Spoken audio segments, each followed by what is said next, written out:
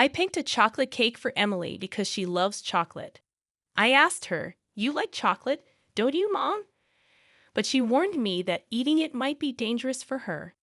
My daughter, Jennifer, swapped my cake with Bob's, and I reluctantly took a bite. Jennifer started eating her cake as well. Bob was bragging about reserving the cake a month ago and how yummy the crushed nuts on top were. Suddenly, he began to choke, turned red, and struggled to breathe.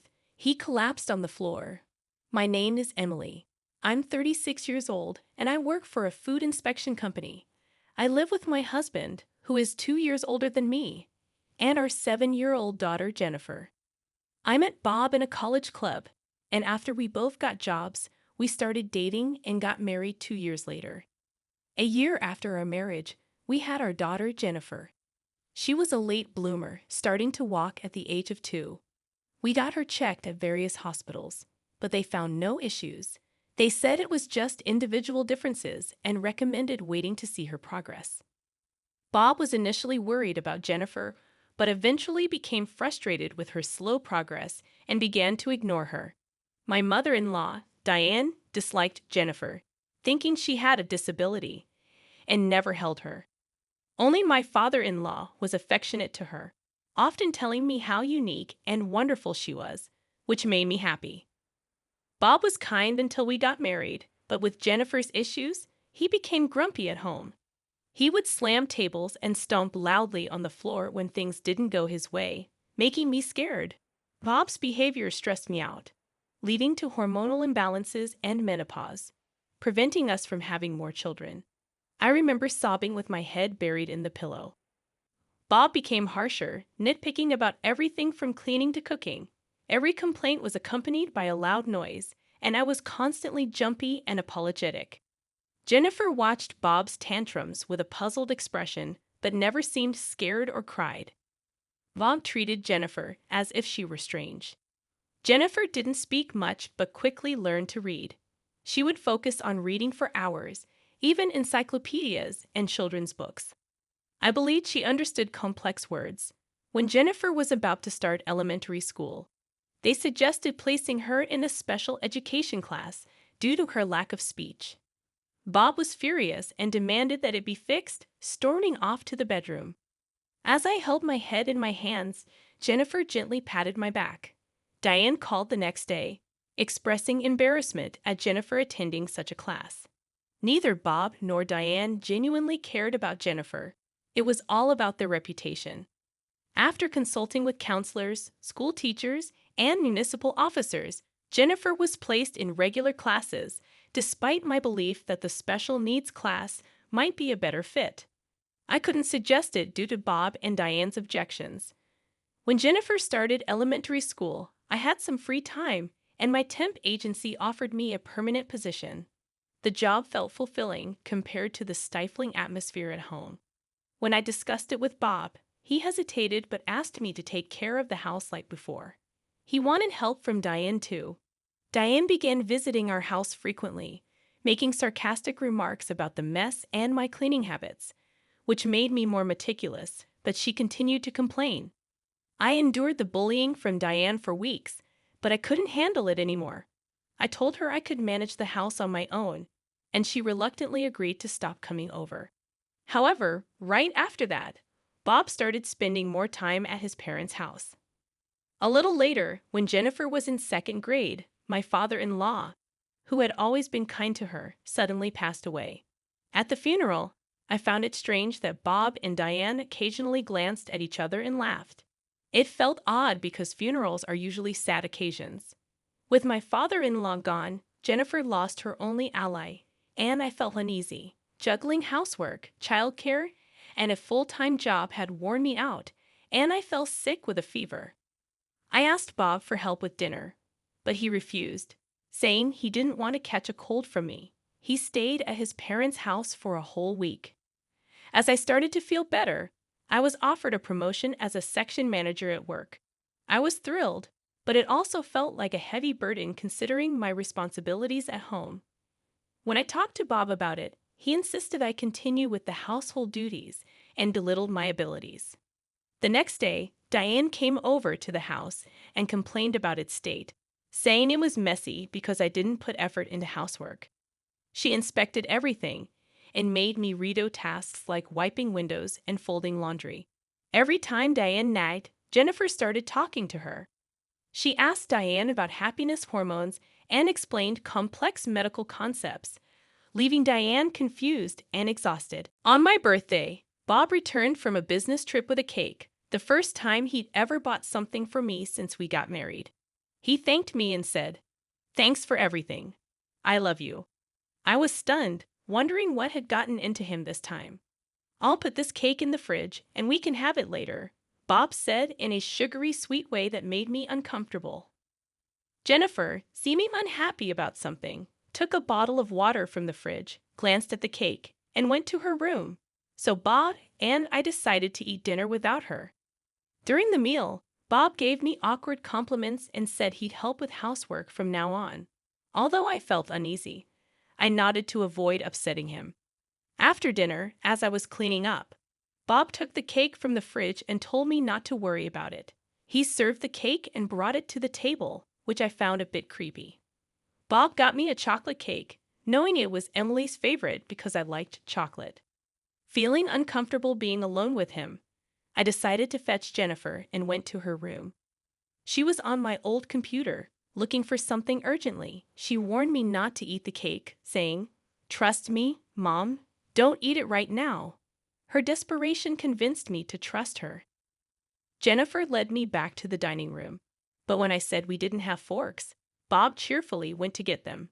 That's when Jennifer urgently whispered to me that I'd die if I ate the cake. She quickly switched our slices of cake, and Bob came back with forks, proudly talking about reserving the cake a month in advance and how good it was.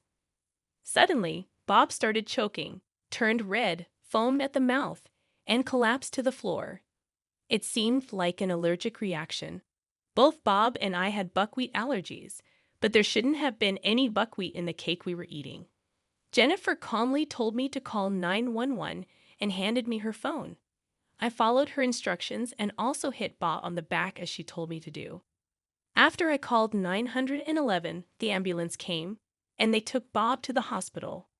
He was out of danger after receiving treatment, but they kept him there for a few days as a precaution. I wondered how Jennifer knew something really bad was going to happen. After completing the hospital paperwork, Jennifer showed me a wrapper from buckwheat cookies she found in the trash. She explained that the cake Bob brought home had a half-peeled sticker, and she checked the trash, finding an unfamiliar wrapper online, discovering it contained buckwheat flour. I shuddered, thinking if it weren't for Jennifer, I might have eaten the cake and ended up in the hospital. I thought about calling the police, but Jennifer warned me that reporting it might make me a suspect. She went into Bob's study, searching for clues. She found a notebook detailing the plan, involving my father-in-law and Diane. The note mentioned my birthday, and it became clear they were plotting against me. I clenched the notebook, feeling a mix of anger and fear. Realizing their evil intentions, I vowed not to forgive Bob and Diane. Jennifer comforted me, promising to find evidence and protect me. Despite the lack of concrete proof, she was determined to expose them. Encouraged by her determination, I nodded, ready to fight back, and we both held onto each other's hands tightly. I was determined to protect myself and avenge my father-in-law for Jennifer and me. We planned to confront Bob and Diane. First, we had to lure them to our house. I asked Diane for Bob's favorite recipes, pretending I wanted to cook for him after his hospital stay. She came over, and while I learned the recipes, Jennifer checked her purse and found the buckwheat cookies. Next day, I took one cookie to work for a composition test, using my knowledge from my job at a food inspecting company. A few days later, Bob was discharged from the hospital. I told Diane I was preparing a special dinner for his discharge and asked her to bring Bob. While waiting, Jennifer and I prepared a table full of Bob's favorite dishes. When they arrived, Jennifer greeted them and led them to the table. Bob and Diane enjoyed the meal until they noticed something strange. They found seasoning on the table that matched the one mixed with the buckwheat cookies. They stopped eating, puzzled. I teased them about the seasoning, claiming my father-in-law had told me about it. I asked Jennifer to sprinkle it on their food, but they freaked out, saying it was unknown stuff. I calmly revealed that the seasoning was the same ingredient used in the cake and buckwheat cookies. I showed them documents proving the match and Bob's notebook detailing their sinister plan. They denied it at first, but when confronted with evidence, they confessed. Bob said my father-in-law was in their way, disapproving of their close relationship. To get rid of him, they mixed the cookies into the seasoning, causing his death. Their justifications were selfish, revealing their cruel intentions. I couldn't believe it when Bob and Diane admitted to trying the same dangerous plan on me as they did with my father-in-law. They said I was in their way because I also had a buckwheat allergy. I told them I was going to call the police and submit the evidence. Suddenly, Bob stood up, grabbed the copied notebook, crumpled it, and swallowed it. Diane, Jennifer, and I watched in shock.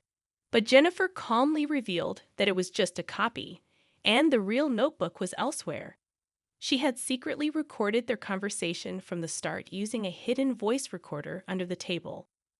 Bob realized their plan had failed, and Diane was furious.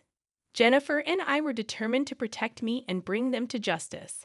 I started calling the police, and both Bob and Diane begged for forgiveness. Jennifer then explained how their plan had many mistakes and wouldn't have worked because Bob was too close to his mother. I covered Jennifer's mouth, and she agreed not to get involved with people like them anymore. When the police arrived, Bob and Diane cried and screamed, making it hard for the officers. The evidence, including the copied notes, the voice recording, and Bob's purchase history of buckwheat cookies, led to their conviction, including the matter with my father-in-law. After their arrest, I divorced Bob, and they lost their homes and income. I set up a memorial for my father-in-law. Jennifer also revealed an IQ test result, showing she had an IQ of 135, which is considered gifted. She transferred to a school for gifted children, where she felt comfortable studying what interested her. Living with Jennifer was joyful and fulfilling. People said I looked younger, my menstrual cycle returned, and I felt happier. Jennifer hugged me often, saying it released oxytocin, the happy hormone. I didn't know where oxytocin came from, but it made us both happy. We decided to live together, keeping our smiles bright.